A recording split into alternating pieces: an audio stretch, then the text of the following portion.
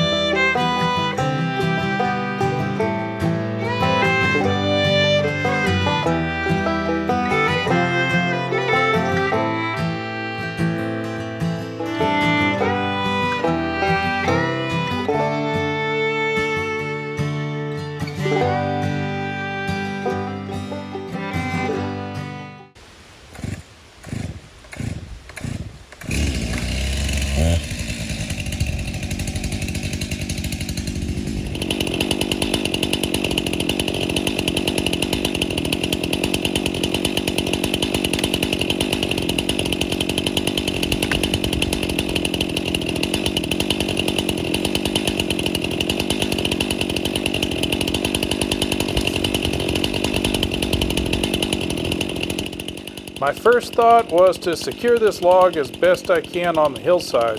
This thing weighs as much as a large truck. I definitely don't want it to start rolling down the hill as I'm cutting on it. And I'm also considering where I'm going to cut first. If y'all remember from the last video, it's right at the end of the log where the chainsaw is that I got my saw stuck last time. So I have a curve started at that end of the log and could go ahead and pull the first round off there, but I'm wondering if maybe I'd have an easier time further down the log.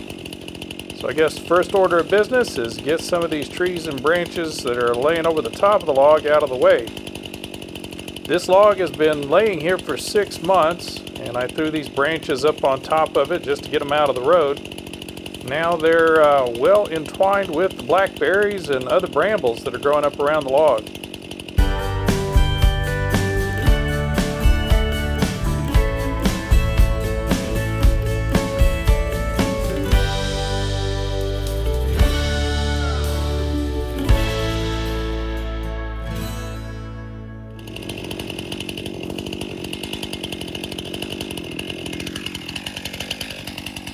After getting the log cleared off, it appears it's going to be easier to cut rounds off the other end of the log. So I'm going to walk on down there, take the first round off of that end.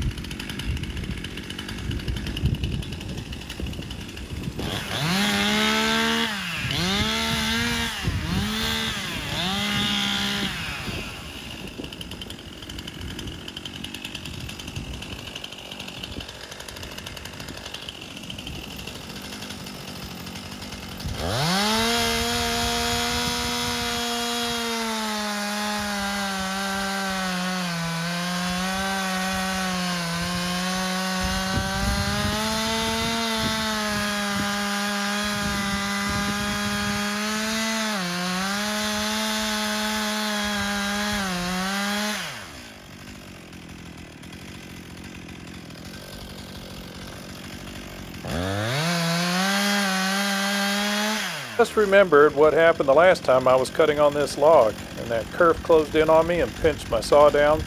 This end of the log is not going to be easy to move around, so I'm going to set some wedges in the curve, make sure it doesn't close down on me.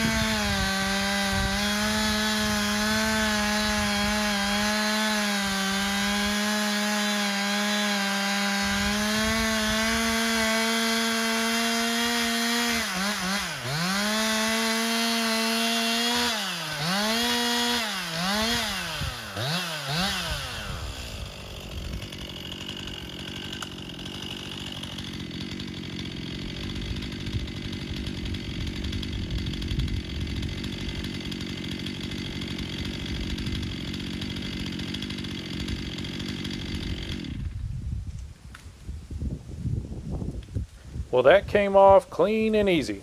Yeah, let's work on this end of the log. Nice clean cut through this end of the log.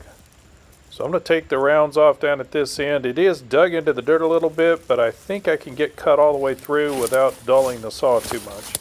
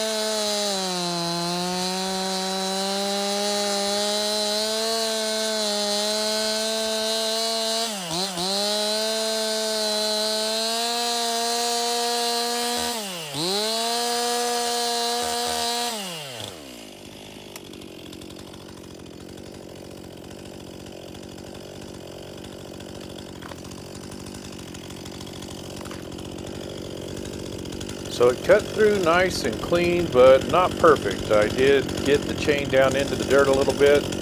A couple more digs like that and I'll have to stop and sharpen the chain up, but I think I'm going to keep going on this end.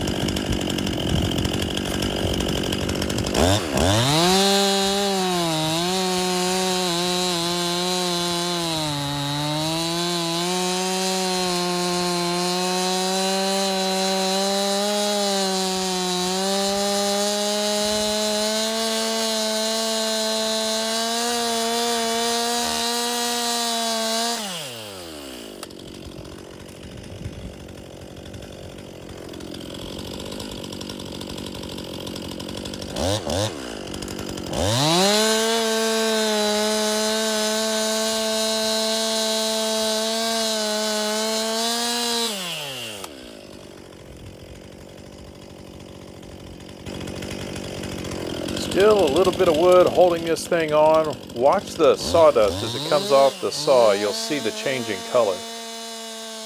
So those little puffs of dark brown told me I was into the bark, so I knew I was finally through the log. And sure enough, this thing rolls off fairly easy.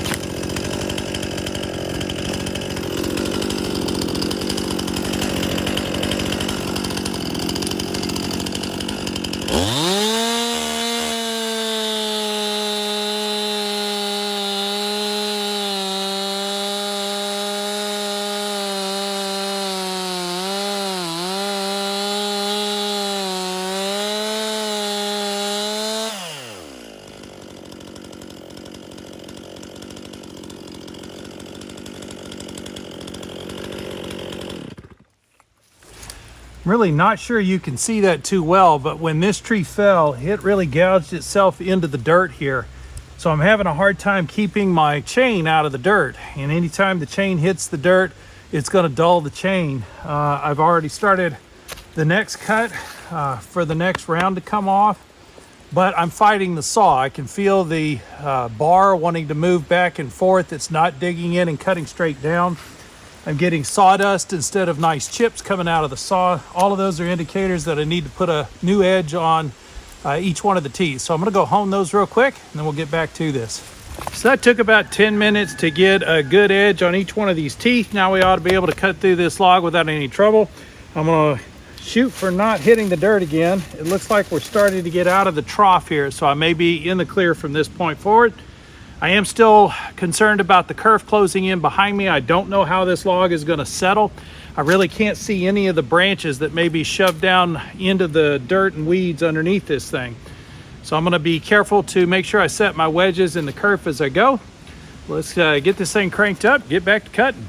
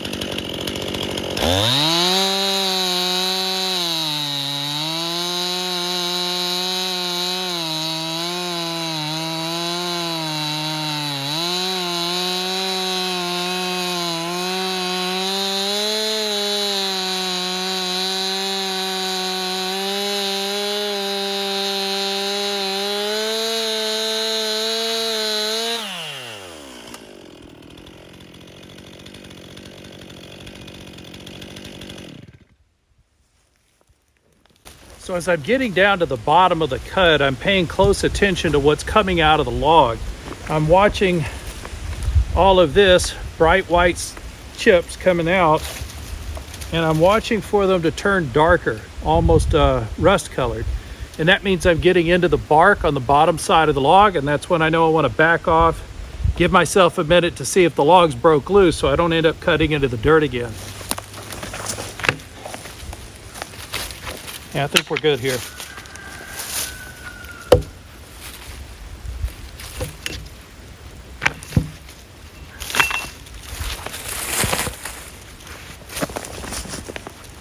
The other thing I'm paying close attention to is this hillside that I'm on. These big logs, they're heavy. If one of these comes off the end of the log and these rounds start going downhill, I'm going to need to be able to move out of the way quickly. I don't want to try to stop it. It's probably going to end up in the creek if it starts rolling, but it's a little too heavy to try to stop with your foot or your leg. You end up with a broken leg that way. Let's see if we can get another round off.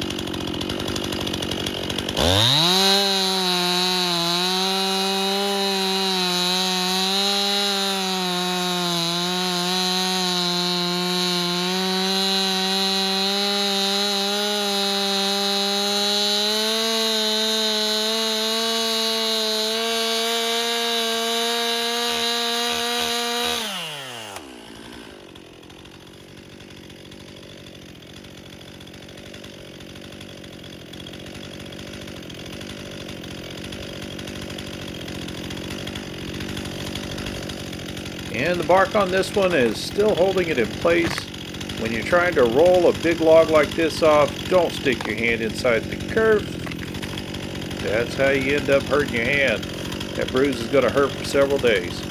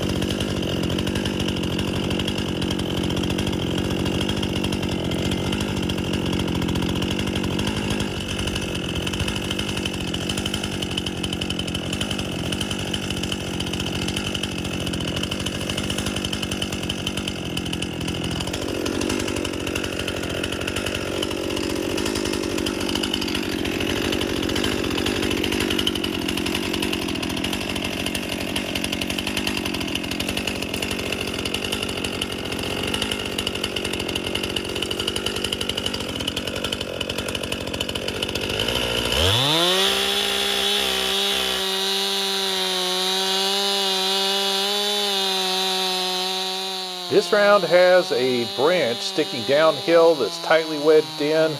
I think it may actually be holding the log on the hill, so I'm a little concerned as I'm cutting this one off that I may be breaking the log free.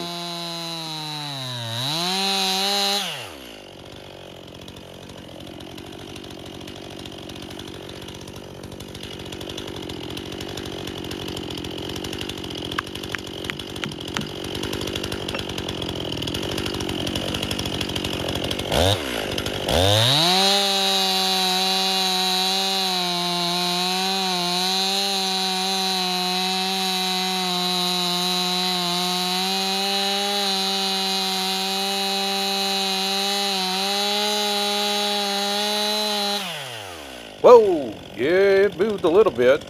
I was ready to jump out of the way, but it's not going any further downhill. Let's get back to cutting.